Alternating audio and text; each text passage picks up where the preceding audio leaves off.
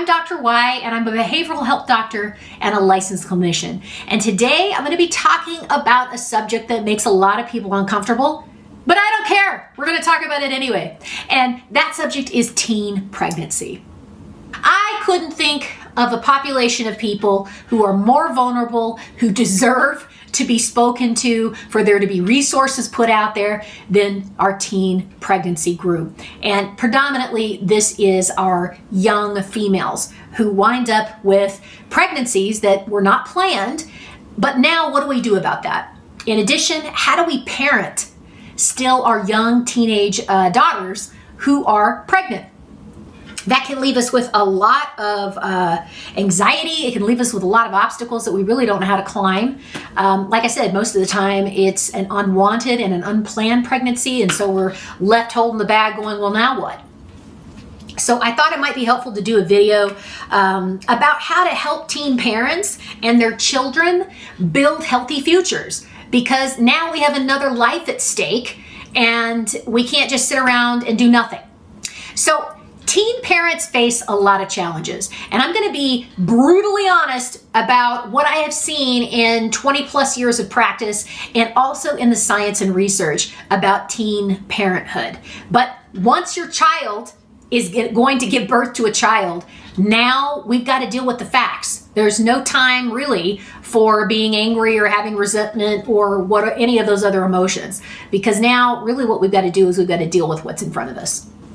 Now, as a grandparent, you have a lot of tools available to you if, and hopefully you're in a good relationship with your teen who has now become a mother, to be able to offer up some of the support if she decides to keep the baby. So I want to start off with being realistic about some of the challenges that adolescent parents can face. So number one, that transition to parenthood when you are a child yourself can be very overwhelming. It can be very confusing. It can feel very isolating, even if the young man that's involved in the creation of this young new life is still involved. So whether the both birth parents are involved with each other still or not, it can be very, very overwhelming. Even if you're adult and you have some parenting experience behind you, it's still difficult. So, young teenagers are not finished developing themselves. They don't have all the maturity and the skills necessary to be the very best parents, even though they may want to. So I feel like there are a lot of feelings when I talk with young teenagers about this situation. They feel unprepared, they feel anxious about their future, and this is a way that grandparents can step in and help provide some support. Hopefully you're allowed to provide that support. And I'm going to give you a bunch of resources in the description area and also at the end of this video to help you do just that. So another challenge that young teen moms face is many of them do not finish school. And it's difficult. It's difficult to find that balance. Sometimes they don't have the support. Sometimes the public schools don't support that. But we want them to graduate from high school, or we want them to at least get their GED so they can move on with their education and they can find a way to financially provide for their growing family. Another problem and conflict that a lot of teen moms have expressed when they come into therapy is that they just don't have any safe options for high quality childcare. It would be nice if everybody has a grandmother or a grandfather and an auntie or somebody that could help them for free, but that's not always the option. So this can be an access to care barrier for young teen moms. The next one is just inexperience altogether. I remember having my two children, and I was inexperienced in my mid to latter 30s having children. I didn't know what I was doing, and they definitely didn't pop out with a handbook. And so, I think about these young teen moms that are scared to death, not understanding, that 0 to 5 years is a really important developmental period for our babies in terms of not just their body and their brain health, but also their emotional health and their psychological health. And so helping support our young teen moms and teen dads in this pursuit, especially as a community, if we don't have grandparents or other kinship that are involved in the situation, is important. Another challenge may be finding a job. So finding a job that'll work with a teenager that has a young baby is difficult. And then keeping that job, especially working around school, if they're able to stay in school, can be a difficult feat. So earning money or enough money to support the child can be a serious challenge. Research shows that teen mothers tend to earn less than women who have children later in life. In addition, there's also a very high propensity or chance for them to experience poverty. Another challenge that teen moms face are negative perceptions. And I'm going to call this stigma and stereotypes. I remember when I was growing up, and this was many, many moons ago, we didn't even say the word pregnancy. People weren't shipped off to a hospital back then, or a place, or a nunnery. During my era, I grew up in the 80s. We weren't in that era, but we definitely were in the era of it was taboo, and you just didn't do that. And of course, young teen moms that chose to keep their babies wore the scarlet letter A, so to speak.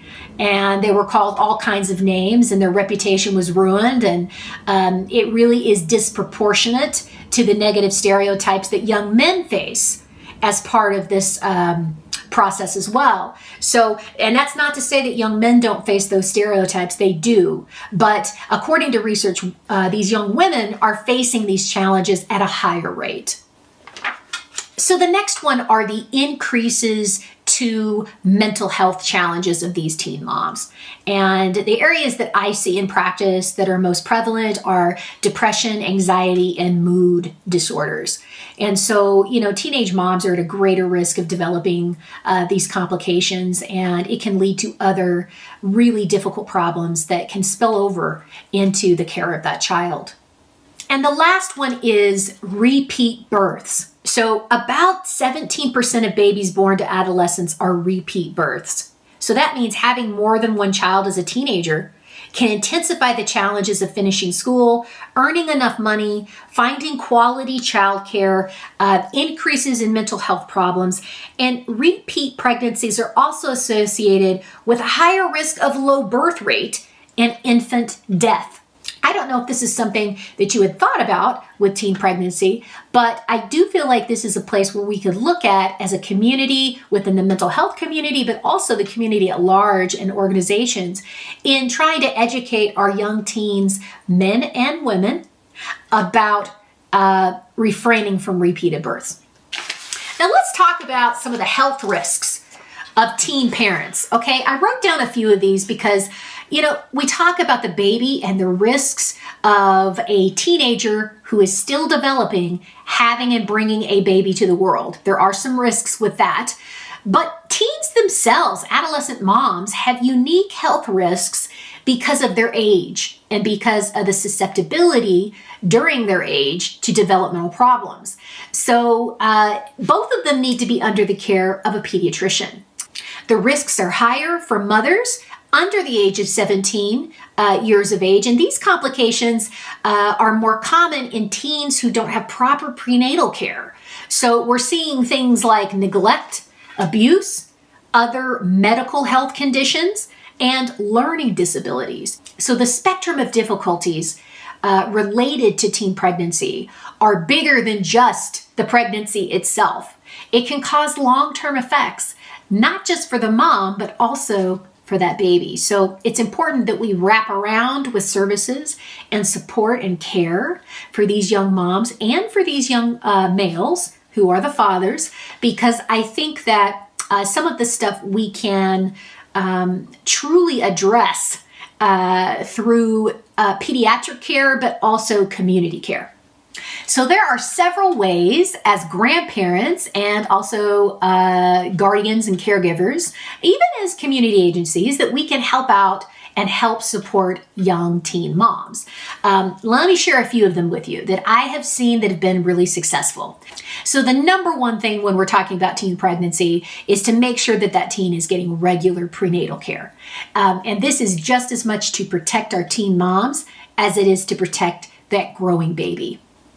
There are more services now that are offered for free for teen mothers in the communities across the nation. So I'm going to put some resources in this video at the end of this video for you, but I also would encourage you to reach out and do some research on the internet for providers in your area. Number 2, I think it's really important for our teen moms to attend parenting classes. Frankly, it's important for everybody to attend a parenting class, in my view. Again, they don't come with a handbook, and it's really difficult to know how to handle this little human being when we don't feel prepared. And so, starting those pregnancy classes and parenting classes, they can learn how to care for the baby and get educated about how to manage that transition to parenthood in an effective way. The next one is prioritizing school. This is my opinion, but I think it's really important that these young ladies finish high school. They've got to finish school, folks. And if they can, go on to a trade school, a college, or some other higher level training so they can get a job to support their growing family. There's a lot of ways that we can do this. There's a lot of programs that are available to people. I think the biggest reason for prioritizing their education outside of the financial reason is because of self-confidence. Going through a teenage pregnancy and all of the challenges associated, I've mentioned a whole bunch of them earlier in this video, there is nothing that strengthens the confidence of a woman more than having an education. Nothing. So we build that confidence, we build that resiliency, we're able to complete those goals, we're able to be self-reliant, and that is in the best interest of that teen mom and also their baby. The next one is really important. It can be controversial for some communities, but I'm going to say it anyway, okay? Look, it's important for teen moms and for teen fathers to look into contraceptive education. If they haven't already had it, they need to have it, okay? Because teen moms are at a higher risk of getting pregnant the second time around, I think it's important for them to understand that there are options to keep them from getting pregnant during a time when they are not wanting to get pregnant. So to prevent the situation from happening again until they are prepared and they're ready, maybe they're a little older, what we've got to do is we've got to educate so they can make the best decision possible. The next one is getting involved with childcare in whatever way you can, as a grandparent or as a caregiver or as a supportive person in that teen mom's life. I think that this is a wonderful way to provide support, to provide help when needed with that little baby, and also to help guide some of the decisions that are being made along the way. Sometimes you may need to pull in a social worker or a counselor to help with this, and that is perfectly okay. There are resources at these schools, there are resources in the community for teen moms, and please have no shame in reaching out to these resources. They can be an amazing sense of support and give that teen mom what she needs in terms of confidence and resources to be successful. The next one is to promote positive parent-child relationships. Look, the surprise of a teenage pregnancy is hard for families. It's hard for everybody, okay? It's hard for the teenage mom. It's hard for the grandparents. It's hard for, if the teenage father is involved, it's hard for him and it's hard for their families. It's hard for everyone because it's a tough road. No matter how you feel about the situation, how it came to be, how it came to light, what happened, once that baby arrives, the priority is creating a positive environment for that new baby. So the more positive relationships that we can maintain, open communication with both the teen mother and the teen father and their families, the better the situation is for everybody involved. Now, I want to talk to you a little bit about the research with keeping fathers involved in this paradigm. Okay, so research has shown that when fathers engage with their children, they positively influence their kids' behavior, intellect, and mental well-being. So kids of teen moms who stay close with their biological father do better in school and at work. They're also less depressed, and their risk of becoming teen parents is lower themselves. Look, folks, it is really important, if possible, for that teen father to be involved. And so this may be another situation where having a counselor or a mediator or somebody that's neutral in the middle might be helpful in bringing families together in a really highly emotional state. But at the end of the day, the conflict doesn't help. So finding a solution, what's done is done, is the best solution for everybody involved. Now, I wrote a list of connection with community programs. Now, these are government community programs and resources that are out there designed to help young parents and young children, okay? And so they are in every state in the country. And even in rural areas, they have ways to support those people as well. It's a little trickier when you're in a rural area, but there are still resources to be had. So if you're dealing with this situation, and it usually doesn't come up as a positive situation for most families. There are some families where it can be positive. But in other families, there's a lot of challenges, okay? Let's just put that out there on the table. I wanted to give you some ideas of communities and organizations and places where you can go research to get the resources you need. So here we go. I wrote down home visiting programs. So there are programs where they can come to the home, social workers or peer support mentors or nurses or pediatricians. They actually come to your home for free and give you the medical and mental care that you need. Also, tuition and childcare assistance programs. They do have that. Counseling programs, social workers, job training programs, transportation programs. This could be really difficult, especially when you're a minor. Think about it. You've got a teen mom who's a minor who has zero education because she or he has not finished high school yet. What resources do they have? Well, they do have transport programs, parenting and child development classes for free. There is healthcare for free, tutoring for free, and also babysitting services. So there are now more resources, thank goodness, for teen pregnancy situations. And I'll put all of those resources at the end of the video and also in the description section. I hope this is helpful to you. If in your family you have a situation and you're not really sure how to solve it, or you don't know where to go for resources, send me a little comment down below. I'm happy to try and research stuff in your area and be as supportive as I can be. Thank you so much for watching the video. Don't forget to like, subscribe, and share.